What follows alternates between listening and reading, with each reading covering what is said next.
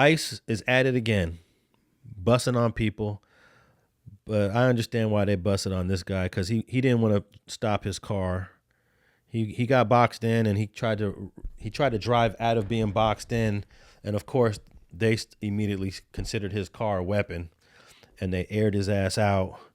And but when you look at the footage, it looked like he was just trying to get away. It really looked like he was trying to get away. He wasn't trying to kill no ICE agent.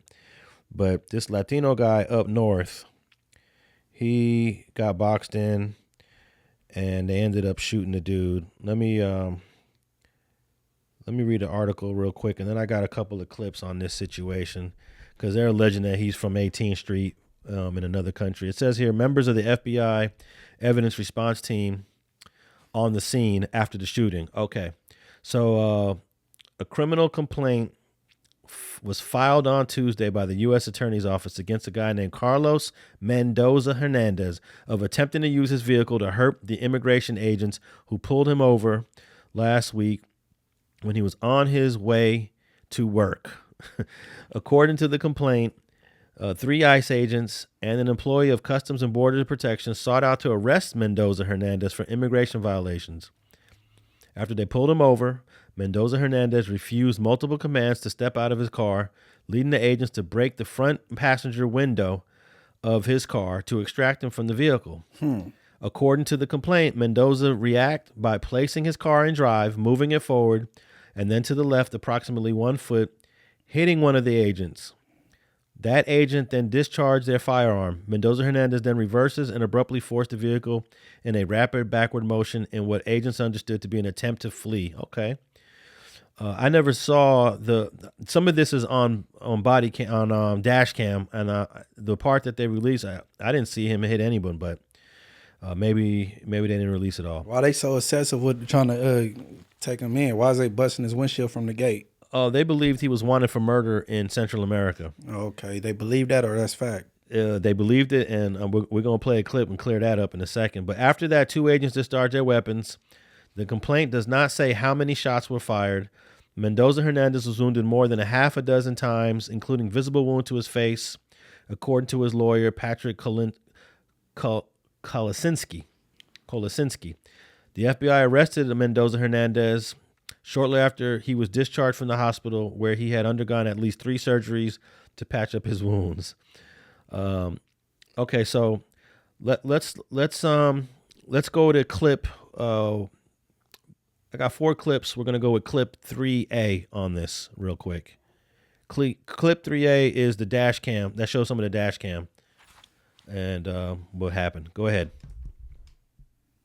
I was in shock when I first heard this. No, not in Patterson. The quiet Central Valley town of 25,000 people was the site of an ICE officer-involved shooting. It happened right at their central intersection by Interstate 5. ICE officers say they were conducting a targeted vehicle stop to make an arrest. Dash cam video obtained by KCRA in Sacramento shows a car said to have been driven by the suspect abruptly back up and then speed forward. That's when officers say they opened fire. Sky 7 shows bullet holes in the smaller black SUV parked here in Stanislaus County. Deputies from the sheriff's office immediately responded to the scene and assisted in securing the area by blocking the roadways. Fire and paramedic personnel also responded to provide medical assistance. The injured man was transported to a nearby hospital following the shooting. Acting ICE Director Todd Lyons says the suspect is a member of the 18th Street gang in El Salvador. That is where he is allegedly wanted for questioning for a murder. FBI Sacramento has taken over as the primary agency for this investigation. FBI Sacramento, we are conducting a thorough, methodical investigation to understand what transpired prior to today's shooting. Community members from across the Central Valley came to the scene to get their look at what is now a national story. They're here for a reason, and I support them. And keep up the good work. Joni Dixon Garcia is a rapid responder from Tracy. She came to make sure the smaller town had the support they needed while making sure there is a thorough investigation into what happened. After 3 recent shootings involving federal agents in Minnesota, she is unhappy with seeing lethal force used in a similar manner. You know the risks, all the stuff, assume the risk. Stop being a scared little baby and shoot every time you're a little bit scared. Okay. I agree. Yeah. And if you notice in that story, they never said anything about an ICE agent being hit by a car. And it didn't, if they have that footage, they haven't released it. It just looks like he's boxed in, he backs up and then goes forward, and they just air him out. They air his ass out. And he loses control. His car goes across the divider into oncoming traffic. So okay, so now I want to play the clip of the attorney. We're gonna skip 3B. We're gonna go to clip 3C and play his attorney who had visited him in the hospital after the shooting. Oh, he lived? Yeah, he survived it. Okay. Yeah, he's in custody now.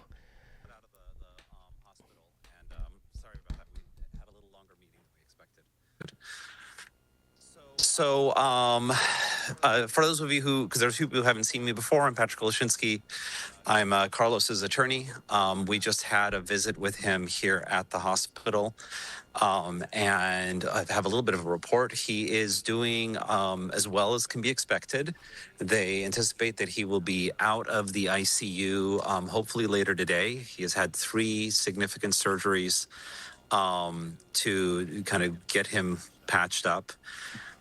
He let us know that he suffered multiple gunshot wounds, but he is able to speak. He was able to meet with Cindy, and that he's on the road to recovery, which we're very, very, very grateful for. We've also set up the ability for both Cindy and I to visit him when we need to, and pretty much anytime we want to. His other visits are limited, but they're largely limited as much for his safety and his recovery as anything else. All right, that's good. The DOJ also confirmed. So he has multiple surgeries. He was aired out severely, and he's lucky to be alive, Munch. No weapon recovered, right? No, nothing. Okay, well, man, you know. Now you asked a question about why were they doing this? Was he really wanted for murder? I got this third and final clip, man, that's going to blow you away. Because I don't think they had any justification to try to take him into custody unless this was about his immigration, unless this was about him being a citizen. So the third clip is his wife and the lawyer together talking about what actually happened in El Salvador. Play clip 3D.